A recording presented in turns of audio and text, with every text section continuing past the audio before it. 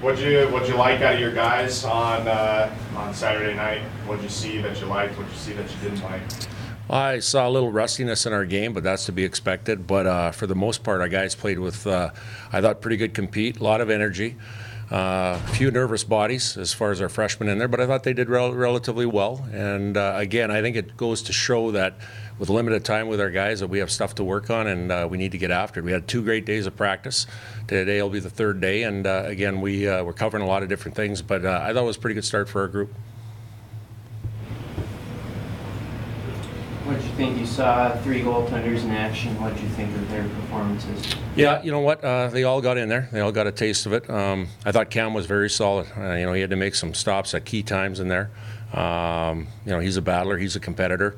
That's what you see. And again, he's left off where he started last year. And again, we expect a lot of things from him of carrying the bulk of the load for us this year.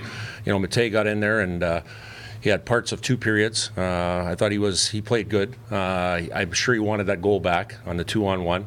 But again, I think that comes from lack of playing time, and as he go further into his career, and hopefully he'll get more game action where he can prove himself.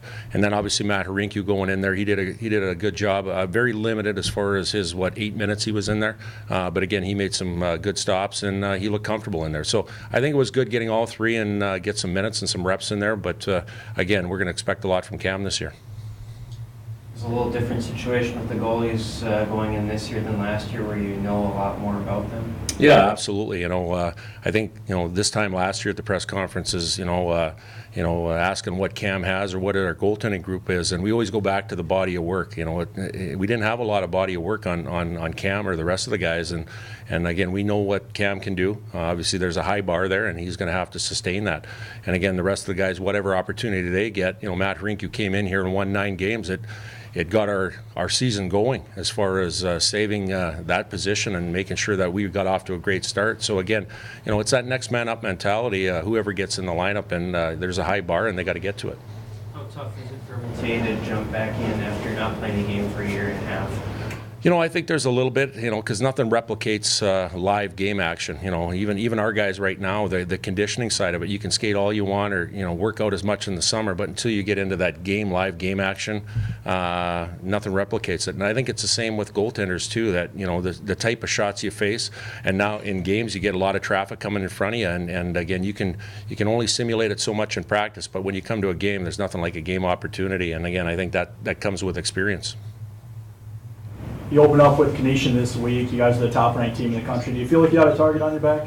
Yeah, you know what, I do, but, we as a group, we talk about it as a staff back in the war room all the time about, anytime you go on the road or at home, it's to be expected. If you're playing North Dakota, you're going to get the best game from anybody around the country. And again, obviously winning a championship last year adds to that, but there's no other pressure than playing here at North Dakota. When we recruit players here, they know the pressure, and again, it's something that we're proud of. We have a great program, great history here, and again, our guys, they know the situation coming in, that each and every game that they step on the ice, they're going to get the other team's best.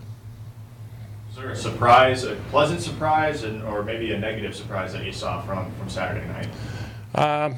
I think basically, coming in here a year ago with the change in staff, with a lot of freshmen, 11 freshmen, with a lot of question marks in goal too. There were some things that needed to be ironed out as far as system-wise and structure-wise, with a lot of different new people and a lot of new faces. I saw the structure as far as guys being a little more comfortable now after the first year of the way we're doing things on the ice. And I thought the 8 guys that came in here as freshmen, they're getting a firm grasp of it right now, and I think that goes to the leadership of our coaches, but the leadership of our players in the locker room, of getting those young guys up to speed on what we do. And again, I saw a little bit more sharpness than I did a year ago as far as that initial game, so I think it goes to, like I said, the leadership in the locker room. Banner's officially up, and now you guys can turn the page onto this season. Is that kind of a refreshing feeling, knowing that you kind of have a new start now? Yeah, absolutely. Yeah, absolutely. We've talked about it a long time about turning the page, and I think going back to the banner raising last weekend, that brought a little bit of closure to the process. And again, now that we formally can have a clean slate, move on to the next thing, and that's the job at hand, and that's the process of getting better each day and each week on trying to win games here. What do you see out of Canisius, what kind of challenges do they pose for your team? Well, first of all, it all goes to, their leadership. They got a guy named Dave Smith who's been a longtime coach there at Canisius. He's instilled a work ethic and a mentality there.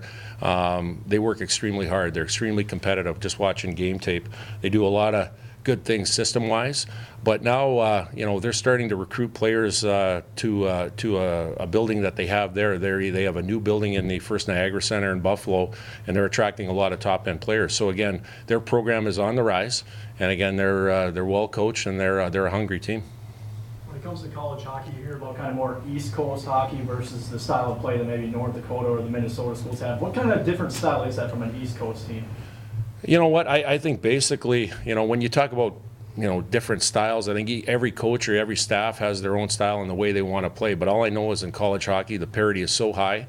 And guys play with a lot of energy each and every night because you only play 2 games a week. So, again, I think you're going to see a very fast-paced game. It doesn't matter who it is. It's going to be a fast-paced game. And, again, you're going to see a lot of great efforts on Friday night. I think the biggest thing going forward this weekend is this is our first time, and a lot of teams' first times of playing back-to-back. So the energy levels, you're going to see Friday night, you're going to see a huge energy level. It's going to be interesting to see the sustainability of a Saturday night and who can sustain it over a 2-night period early in the season like this.